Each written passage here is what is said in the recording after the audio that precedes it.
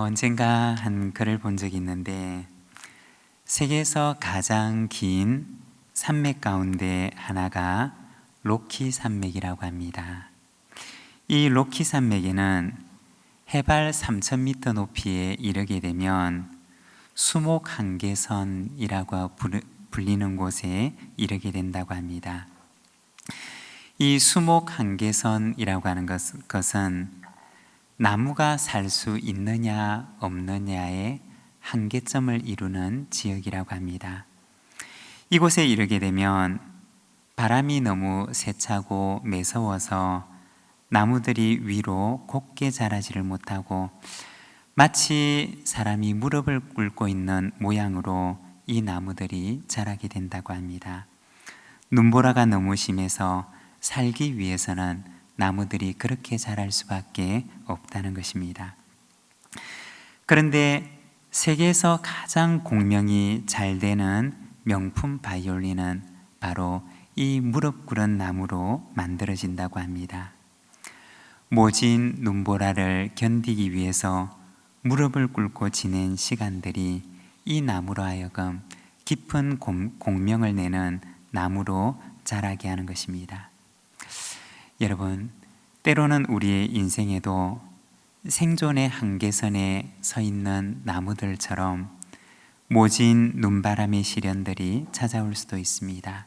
그러나 그 바람을 이겨내기 위해서 무릎을 꿇고 보냈던 그 시간들이 우리로 하여금 깊은 공명을 내는 하나님의 아름다운 악기로 쓰임받게 하는 줄로 믿습니다. 시련의 바람이 불어갈수록 무릎을 꿇고 더 깊은 소리를 만들어가는 저와 여러분, 우리 모든 하나님의 사람들이 되시기를 바랍니다. 오늘은 우리가 창세기 49장 말씀을 함께 읽었는데, 우리가 지난번에 이어서 야곱의 유언이라고 하는 제목을 가지고 오늘 말씀을 함께 묵상하고자 합니다.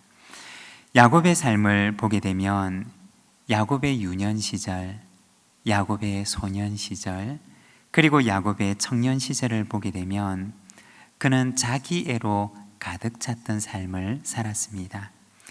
자기애로 가득 차다 보니 그의 관계 속에는 평화가 있을 수가 없었습니다. 형과의 관계가 평화롭지 못했고, 또한 아버지와의 관계가 정직하지 못했습니다. 또한 뿐만 아니라 하나님과의 관계도 바르고 온전하지를 못했습니다.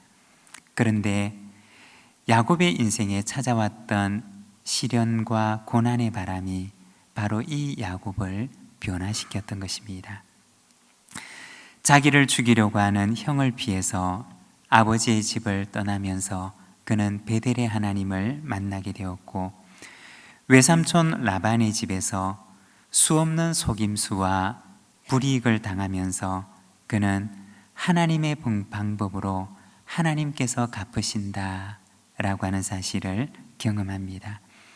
그리고 야복 강가에서 오갈 데 없는 그 순간에 천사와 씨름을 하면서 자기가 죽어야지 참된 승리를 얻을 수가 있음을 그는 깨닫게 됩니다. 고난이라고 하는 모진 바람이 불어와서 그렇게 무릎 꿇으려고 하지 않았던 이 야곱을 무릎 꿇게 했고, 그리고 하나님께서는 이 무릎 꿇은 야곱을 비로소 하나님의 손에 들고 사용하는 아름다운 악기처럼 그 야곱을 사용하기 시작했던 것입니다. 오늘 우리가 읽었던 이 말씀에 보면 야곱의 아들들에게 축복하는 아버지의 모습을 보여주고 있습니다. 자아는 죽고 그 안에 하나님께 온전히 사로잡혀 있는 야곱의 모습을 오늘 우리는 본문을 통해서 볼 수가 있습니다. 자신의 뜻에 따라서 아들들에게 축복하며 기도하는 것이 아니라 하나님께서 그에게 보여주셨던 비전을 따라서 각 아들들에게 그에게 맞는 축복과 유언을 하는 야곱의 마지막 모습을 보여주고 있습니다. 우리가 지난번 말씀에 이어서 오늘은 야곱의 남은 아들들에 대해서 그가 축복하고 유언하는 것에 대해서 우리가 잠시 함께 말씀을 살펴보고자 합니다. 오늘 우리가 읽었던 말씀에 보면 먼저 스불론을 향하여서 말합니다.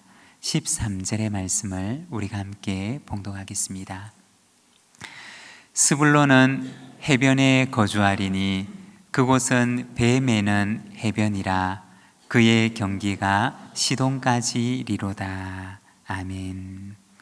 여기 보면 해변에 거주하는 스불론, 경계가 시돈까지 이르게 될 스불론에 대해서 이야기를 하고 있습니다.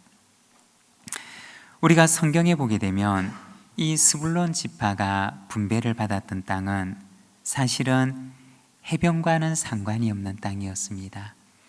해변과 그 경계가 닿지 않아 있고 온 사방이 내륙으로 둘러싸여져 있는 땅이었습니다. 아버지 야곱은 스불론의 먼 미래를 보면서 축복하기를 스불론은 배를 매는 해변에 거주하리라고 이야기를 합니다. 그리고 그 경계는 시돈이 될 것이다 라고 축복을 합니다. 이 해변이라고 하는 곳은 바다를 통해서 더 먼 해양 지역까지 뻗어나갈 수 있는 그러한 자신의 영향력을 무한히 확장할 수 있는 장소를 가리키는 말입니다. 야곱이 그의 아들 스불론에게 했던 그 기도는 이후로 스불론 지파의 비전이 되었습니다. 그리고 그들은 이 야곱의 기도 속에서 그들의 희망을 발견합니다. 그리고 더 넓은 곳을 향해서 뻗어나가고자 하는 그들의 소망, 그들의 꿈을 가지게 됩니다. 여러분, 자녀를 향해서 비전을 열어주고 그리고 꿈을 열어주는 기도를 하는 믿음의 가정들이 되시기를 바랍니다. 자녀들의 오늘의 모습을 바라보는 것이 아니라 먼 훗날의 일이라 하더라도 하나님께서 이 아이의 미래를 열어주실 것을 생각하며 소망을 가지고 믿음을 가지고 그 아이의 꿈과 비전을 열어주는 기도를 우리의 자녀들을 위해서 하시기를 바랍니다. 하나님께서 그 기도를 들으시고 우리 자녀들의 꿈을 열어주시고 비전을 열어주시며 부모의 그 기도 속에 용기와 희망을 얻게 하시는 은혜를 허락해 주실 줄로 믿습니다. 그리고 두 번째는 이사가를 향해서 말합니다. 14절과 15절의 말씀을 우리가 함께 봉독하겠습니다. 이사갈은 양의 우리 사이에 꿇어앉은 건장한 나귀로다. 그는 쉴 곳을 보고 좋게 여기며 토지를 보고 아름답게 여기고 어깨를 내려 짐을 메고 앞제 아래에서 섬기리로다. 아멘. 여기 보면 이사갈을 향해서 말하는데 그는 꿇어앉아 있는 건장한 나귀라고 이야기를 합니다. 눈은 아름다운 땅을 바라보고 있지만 그러나 그 땅을 마음껏 뛰어다니지 못하고 꿇어앉아서 어깨에는 무거운 짐을 메고 있는 이 나귀의 모습을 바로 이사갈의 모습이라고 이야기를 합니다. 훗날 이스라엘의 역사를 보게 되면 이 이사갈 지파들은 하나님께로부터 아름다운 땅을 분배받게 됩니다. 그러나 그들의 훗날을 보게 되면 그들은 믿음으로 가나안 족속들을 쫓아내지 못합니다. 하나님께 언약으로 받았던 분배받았던 그 땅에서 그에게 주신 사명을 감당하지 못하고 눈으로는 아름다운 땅을 바라보지만 그러나 오히려 그들은 가나안 족속들에게 쫓겨나서 가나안 족속들과 함께 살면서 이 가나안 족속들이 언제나 그들에게 무거운 짐처럼 가시처럼 올무가 되어서 그들과 함께 공존하는 역사를 보여줍니다. 이사갈 지파는 하나님께로부터 아름다운 땅을 받았지만 그러나 그 아름다운 땅을 유업으로 받지 못하고 언제나 그 땅 가운데 그들의 짐을 짊어지고 사는 지파가 되었던 것입니다. 그리고 이어서 단을 향해서 말합니다. 16절에서 18절까지 말씀을 우리가 자막을 보면서 함께 읽겠습니다. 단은 이스라엘의 한 지파같이 그의 백성을 심판하리로다. 단은 길섭의 뱀이요 샛길의 독사로다. 말굽을 물어서 그 탄자를 뒤로 떨어지게 하리로다. 여호와여, 나는 주의 구원을 기다리나이다. 아멘. 여기 보면 단을 향해서 말하는데, 단은 길섭의 뱀이요 샛길의 독사로다 라고 이야기를 합니다. 이 뱀과 독사라고 하면 성경에서는 굉장히 좋지 않은 이미지로 등장을 합니다. 그런데 오늘 우리가 읽고 있는 이 야곱의 기도 속에 나오는 이 이미지는 그것과는 조금 다른 이미지를 가집니다. 역사적으로 보게 되면 이 단 지파는 참 적은 지파였습니다. 이스라엘의 12지파 가운데서도 아주 적은 지파가 바로 이 단 지파였습니다. 그리고 그들은 가나안 땅의 서쪽 해안가에 그들의 땅을 분배받게 됩니다. 그러나 어떻게 되느냐? 그들은 그 땅을 정복하지 못합니다. 거기에서 쫓겨나서 이스라엘 최북단까지 쫓겨나게 되는데, 거기에서 그들은 성경에 보면 라이스라고 하는 땅을 점령하게 됩니다. 길섭에 있는 뱀처럼 그들은 미약한 지파였습니다. 그러나 나중에는 말탄 자를 떨어뜨리고 그 땅을 얻게 될 것임을 말씀하고 있는 것입니다. 그리고 그곳에서 하나님의 구원을 기다리고 있는 단 지파의 기도를 오늘 말씀은 보여주고 있습니다.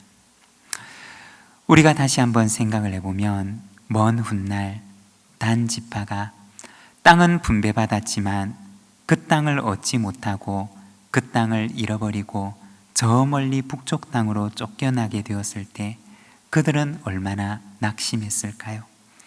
그들은 얼마나 실망하며 우리는 어느 땅에 거해야 할 것인가 라고 하는 불안과 그리고 낙담 가운데 처했을까요? 그러나 아마도 그때 그들이 땅을 잃어버리고 그들이 받았던 그 땅에 거하지 못하고 멀리 쫓겨났을 그때 그들은 아마도 이 야곱의 기도를 생각했을 것입니다. 야곱이 그의 조상이었던 단에게 축복하며 기도했던 그 기도를 그들은 생각했을 것입니다.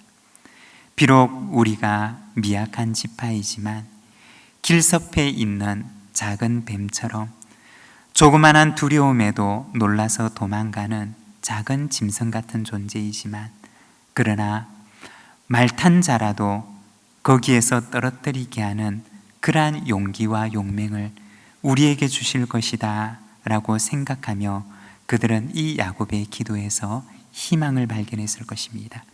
그리고 쫓겨난 그 땅에서 그늘 힘을 내어서 그들이 쫓겨난 그 이스라엘의 최북단 지방에서 그들은 새로운 땅을 얻게 되었을 것입니다. 야곱의 오늘의 이 기도는 훗날 이 단 지파에게는 큰 용기와 소망이 되었던 것입니다. 그리고 이어지는 말씀을 보면 갓과 아셀과 납달리를 향하여서 축복하며 기도합니다. 갓에 대해서는 말하기를 군대의 추격을 받지만 도리어 그는 그 뒤를 추격할 것이라고 이야기를 하고, 그리고 아셀은 기름진 땅에 거할 것이라고 축복을 합니다. 그리고 납달리를 향해서는 노인 암사슴과 같다라고 말합니다. 그리고 이어서 요셉을 향하여서 말하는데 22절에서 26절까지 말씀을 우리가 함께 봉독하겠습니다. 요셉은 무성한 가지 곧 샘 곁에 무성한 가지라. 그 가지가 담을 넘었도다. 활 쏘는 자가 그를 학대하며 적개심을 가지고 그를 쏘았으나 요셉의 활은 도리어 굳세며 그의 팔은 힘이 있으니 이는 야곱의 전능자 이스라엘의 반석인 목자의 손을 힘입음이라. 내 아버지의 하나님께로 말미암나니 그가 너를 도우실 것이요 전능자로 말미암나니 그가 내게 복을 주실 것이라. 위로 하늘의 복과 아래로 깊은 샘의 복과 젖먹이는 복과 태의 복이리로다.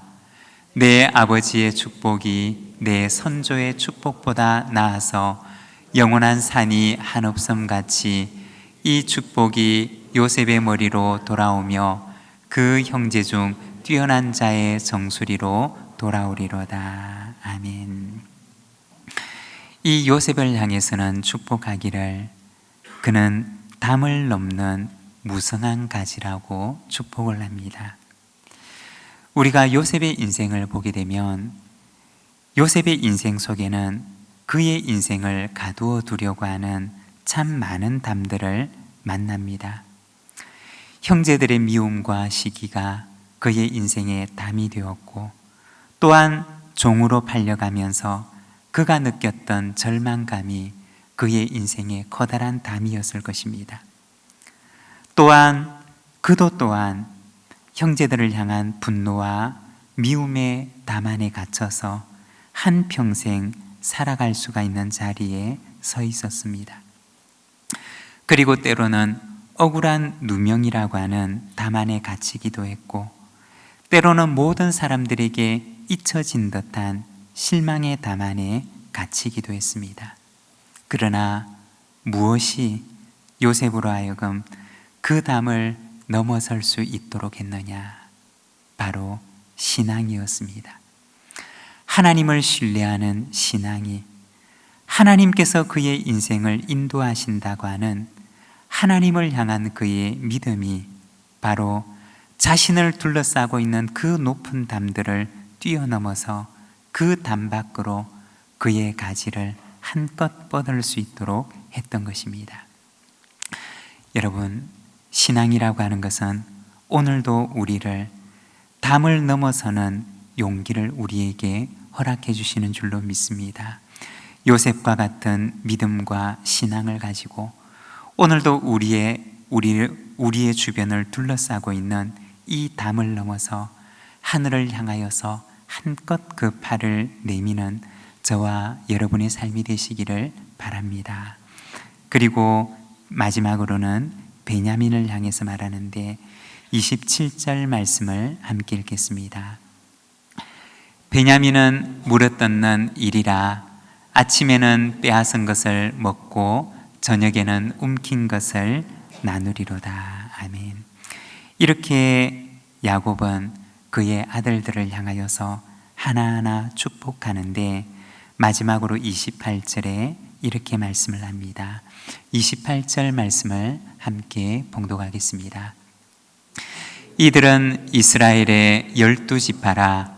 이와 같이 그들의 아버지가 그들에게 말하고 그들에게 축복하였으니 곧 그들 각 사람의 분량대로 축복하였더라. 아멘.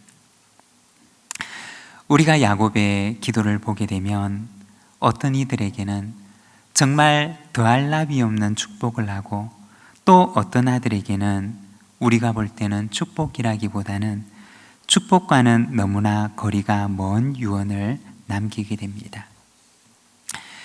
왜 야곱이 그 12 아들들 모두에게 그의 마음껏 한껏 축복하고 싶지 않았을까요? 그러나 28절 말씀을 보면 야곱은 그들 각 사람의 분량대로 축복하였다라고 기록을 합니다. 이것은 야곱의 12 아들 개인을 향한 말씀이기도 하고, 또한 훗날 그들의 후손이 될 그들의 후손이 될 지파 공동체를 향한 말씀이기도 합니다. 중요한 것은 그들의 분량만큼 축복할 수밖에 없었음을 말하는 것입니다. 여러분, 오늘 나의 그릇은 하나님 앞에 얼마나 그리고 어떻게 준비되어 있습니까? 좋은 것을 담을 수 있도록 깨끗하게 준비되어져 있습니까? 하나님께서 부어주시는 만큼 얼마든지 받을 수 있도록 오늘 나의 그릇은 준비가 되어 있습니까? 아니면 하나님께서 아무리 부어주셔도 그것을 다 쏟아버리고 남는 것이 없을 만큼 아주 작은 그릇으로 나는 나 자신을 준비하고 있습니까? 하나님께서 복을 부어주실 때 그 복을 다 담을 수 있을 만큼 깨끗하고 준비된 그릇으로 하나님 앞에서는 우리 부산진 모든 믿음의 가족들이 되시기를 바랍니다. 우리 기도하겠습니다.